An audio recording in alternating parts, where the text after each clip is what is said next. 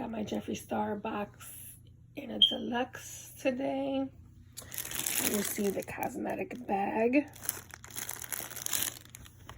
the velour lip scrub in pink grapefruit, the gloss in beaded glass, the tinted lip balm in bloodstain, velour liquid lipstick in Calabasas, which is my favorite,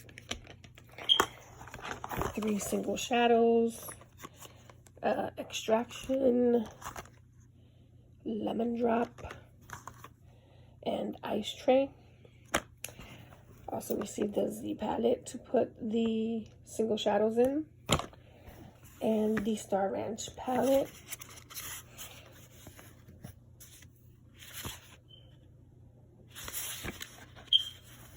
And yes, that's pretty much what I received in my deluxe.